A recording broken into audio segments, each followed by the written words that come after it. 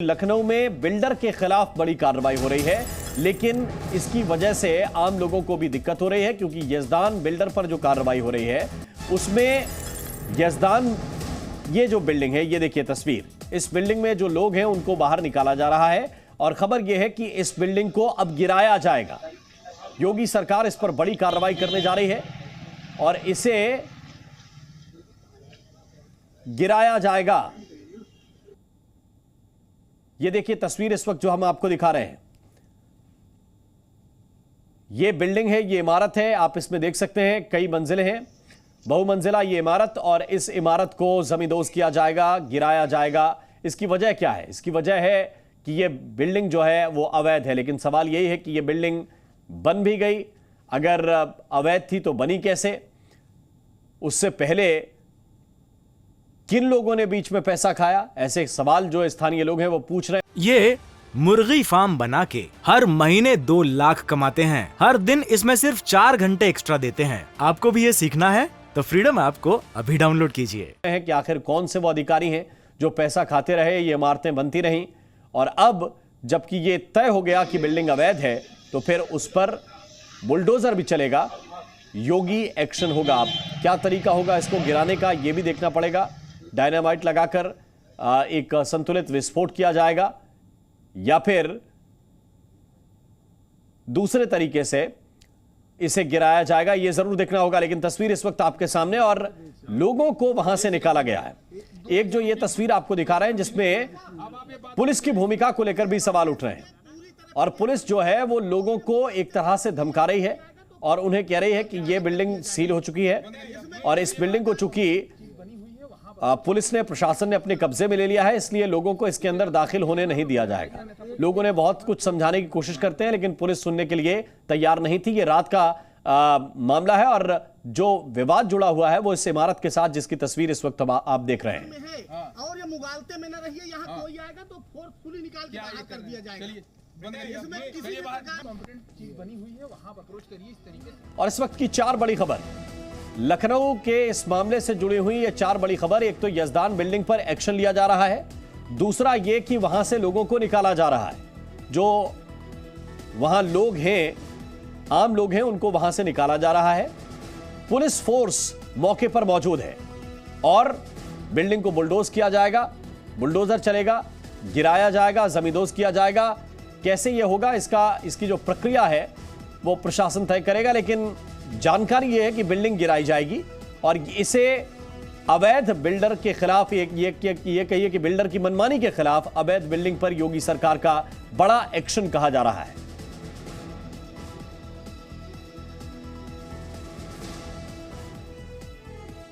और अब आपको दिखाते हैं लखनऊ से हमारे संवाददाता तुषार की एक रिपोर्ट।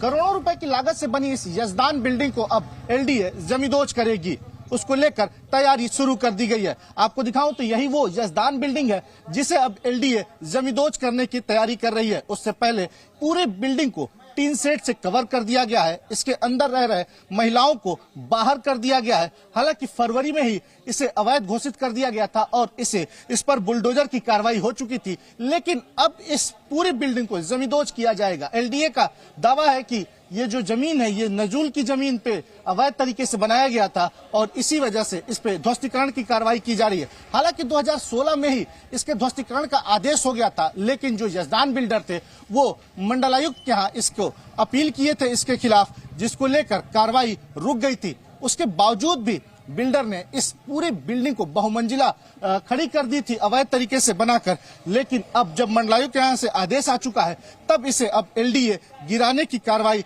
शुरू करेगी। कल इस पूरी बिल्डिंग को जमींदोज किया जाएगा और उससे पहले यहाँ पे एलडीए ने आज पूरी तैयारी की है। और ये 4 तस्वीरें देखिए इस वक्त आपको दिखा रहे हैं। कल इस बिल्डिंग पर एक तरह से हथौड़ा चलेगा योगी सरकार का, एलडीए कार्रवाई करेगा इस इमारत पर, और बताया जा रहा है कि यह सरकारी भूमि पर, नजूल भूमि पर यह बिल्डिंग तान दी गई थी, बना दी गई थी।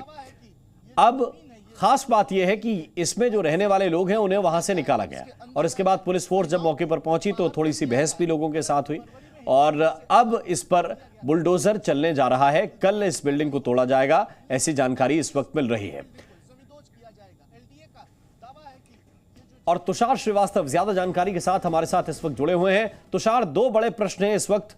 पहला तो ये कि बिल्डिंग आपने बताया कि क्यों तोड़ी जा रही है या गिराई जा रही है, तो तरीका क्या होगा, और दूसरा ये कि जो लोग इसके अंदर रहते थे या जिन्होंने इस बिल्डिंग में फ्लैट खरीदे, उनको कुछ मुआवजा, उनकी जो रकम इसमें फंसी हुई है उसका कोई इंतजाम किया जाएगा क्या?